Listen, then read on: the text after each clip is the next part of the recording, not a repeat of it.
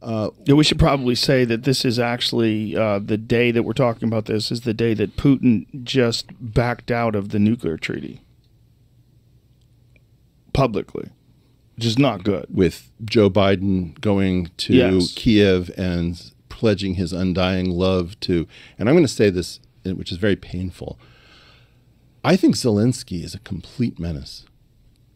Why do you think that? He's romantic. He's telegenic. He's brave.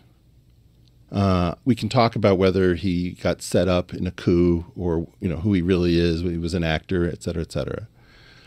But at some point, I think I heard him. I had to go back to like the Russian and Ukrainian speeches in order to try to.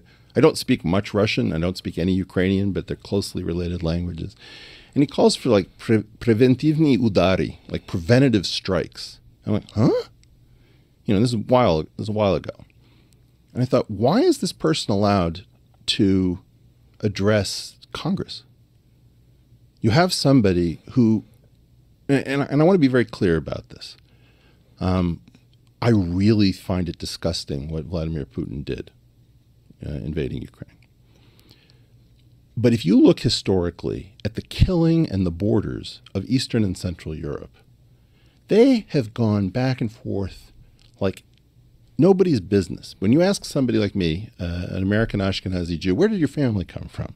You always get the same weird response. It's like, oh, it was a part of Belarusia that went back and forth between Poland, Ukraine, Moldova, Lithuania, because it's fluid, right? And so when we say, we respect the territorial integrity of Ukraine, we were fighting right now in Lvov, like the Ukrainians were fighting in Lvov, 8 seconds by hypersonic missile from Article 5 territory since 1999 in Poland. And I realized how crazy we got. I was in Providence, Rhode Island with my son, and I get this alert on my phone, and it says, 2 people are dead in Poland with a presumptive strike by a Russian missile. I'm thinking, did I read 2 Polish people dead in an Article 5 full NATO member since 1999 with a Russian missile? Because I knew we were fighting way too close to this border. Now, by the way, if I say Lvov, everyone's going to correct me and say, no, Erik, it's Lviv.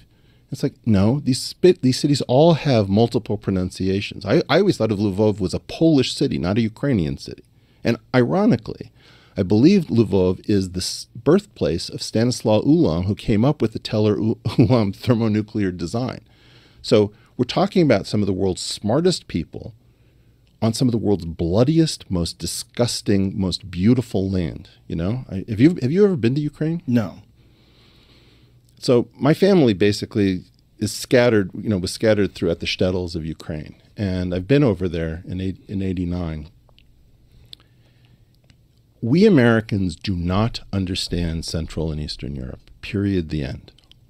And for us to be making these commitments and not understanding how Russians think and how Ukrainians think and how Poles think and how the fighting works, I don't think we know what we're doing. I think we're creating a doomsday machine.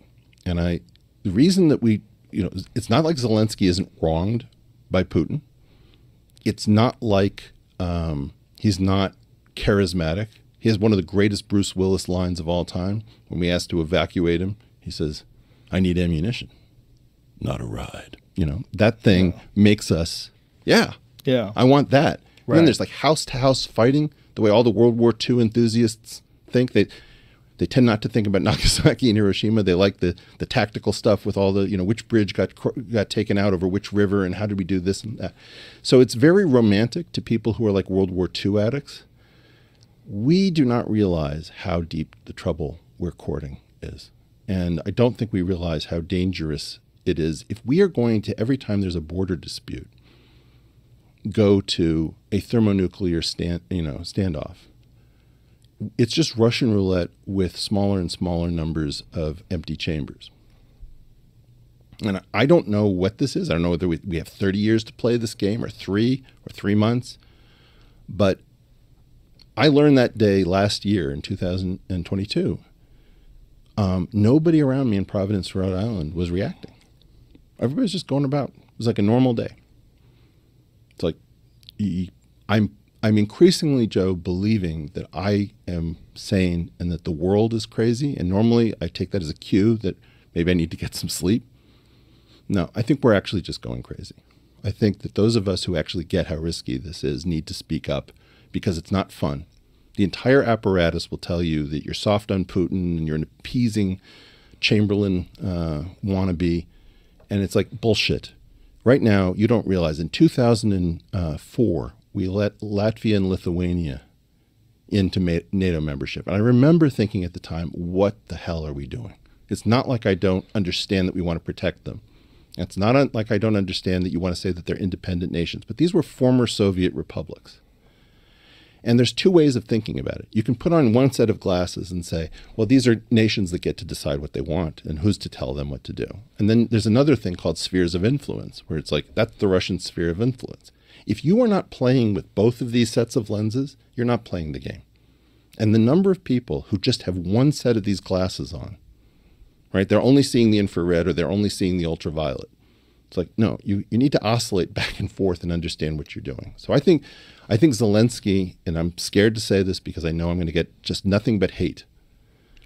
We created a situation by pretending that we didn't understand the spheres of influence glasses. We very well understand the sovereignty glasses.